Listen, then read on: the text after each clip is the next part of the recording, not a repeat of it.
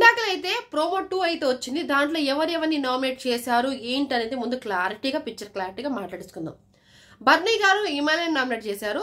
And Ritu దివ్యాని nominate చేస్తే రిటర్న్లో దివ్య కూడా రీతునే నామినేట్ చేసింది. పవన్ కళ్యాణ్ పవన్ని నామినేట్ చేశాడు. బాగా గుర్తుపెట్టుకోండి. పాయింట్స్ కూడా చాలా కరెక్ట్గా క్లారిటీగా మాట్లాడుకుందాం. బర్నీ గారు సో హిమాలయన్ నామినేట్ చేశారు. ఎందుకంటే ఇమానుయల్ బర్నీ గారిని నామినేట్ చేశాడు. 2 నామినేషన్ తనకు వచ్చినప్పుడు రీతుని ఒకటి బర్నీ ఒకటి నామినేట్ చేశారు కదా. ఇది మాకు గుర్తుపెట్టుకోండి. బర్నీ గారు ఏమనంటే టెడ్డీ టాస్క్లో నేను నీకన్నా ముందే ఉన్నాను కదా, ఎక్కడ ఇంకా టాస్క్లో నేను వెనకబడి ఉన్నాను అని అన్నారు. అయితే సో ఇమానుయల్ నీ ఆరోగ్యం అప్పుడు బాగుందా అని అన్నాడు. అంటే నా ఆరోగ్యం నా బాడీకి కానీ నా మైండ్కి కాదన్నారు. సూపర్ పంచ్ అనిపించింది, సూపర్ ఎక్సలెంట్గా అనిపించింది నాకైతే.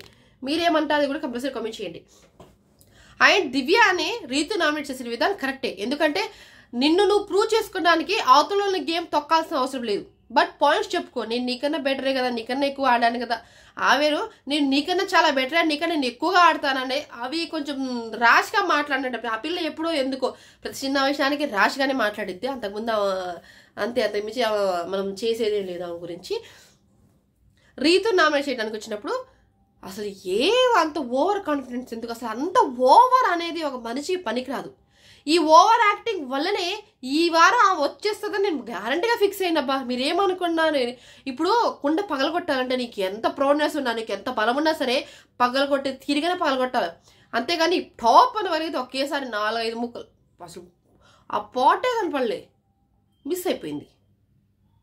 అలా పగలగొట్టింది. ఏమైనా పాయింట్సా? నన్ను నేను పెంచుకోవడాన్ని నేను అవతల గేమ్ తొక్కేస్తానో ఏం చేస్తానని మీకేంటి? అసలు ఏం మాట్లాడుతుంది పిల్ల? కొద్దిగా నాలెడ్జ్ ఉంటా.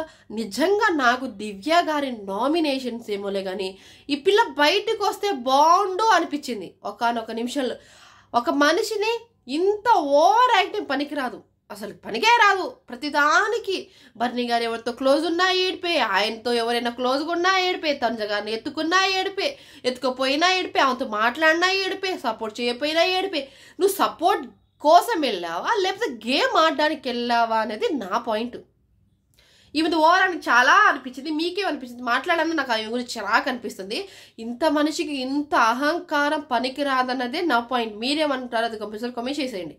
అండ్ కళ్యాణ్ నామినేషన్ నా నుంచి నీకు ఏ సపోర్ట్ రావట్లేదు కదా పవన్ అడుగుతున్నారు అనమాట. అవును, నేను ఆ రోజు సో మ్యాన్ హ్యాండ్లింగ్ అది ఇది మాట్లాడేటప్పుడు నేను నిజంగా బాధపడ్డాను, ఫీల్ అయ్యాను అన్నప్పుడు కళ్యాణ్ నేను తనిజా నీ దగ్గరకు వచ్చి నేను ఏమన్నాను, వాడు ఫీల్ అయ్యాడు ఏడుస్తున్నా అన్నానా అనలేదా అని అంటే అన్నావు. మరి ఇక్కడ ఎవరిది రాంగ్ ఎవరిది కరెక్ట్ అని పవన్ అడిగితే తనదే రాంగ్. తను ఫీల్ అయింది కానీ తన పాయింట్ అనేది రాంగ్ అన్నారు. బాగా చెప్పాడు కదా. అది తనిజాగా ఏదో అన్నారు మధ్యలో మీ నామినేషన్లో నా పాయింట్ ఏంటి అన్నారు అనుకుంటా. ఇక్కడ రీతు గారు నిజంగా పాపం అనిపించిందబ్బా. నిజంగా నాకు ఈ పిల్ల కొంచెం పిచ్చిగా ఏడిచినా కదా గేమ్ బాగుంది. అమ్మాయిది కరెక్ట్గా ఆడుతుంది. తను కావాల్సిన వాళ్ళు తను నామినేట్ చేసినా సరే మాట్లాడి ఏడ్చి ఏదో అయిపోయింది, ఆగింది. దివ్య గారు ఆమెతో మాట్లాడిన విధానం, ఆమె ఎలా మాట్లాడితే ఈమె మాట్లాడితే బాగుంది. కానీ ఇంత మనిషికి ఇంత అహంకారం పనికి రాదు. ఎక్కువగా మాట్లాడినా ఇదే, కానీ మనిషికి ఇంత పొగరు, తెలుగు అచ్చమైన మన భాషలో పొగరు పనికి రాదు అనేది నా పాయింట్. మీరేమనుకుంటే కామెంట్ చేయండి. Like and share and subscribe మన YouTube channel, Insta, Facebook also. అది ఊడిపోయింది. మీరేమనుకోకండి. ఇవాళ సెట్ చేసాను ఇదనమాట. ఇది ముచ్చట.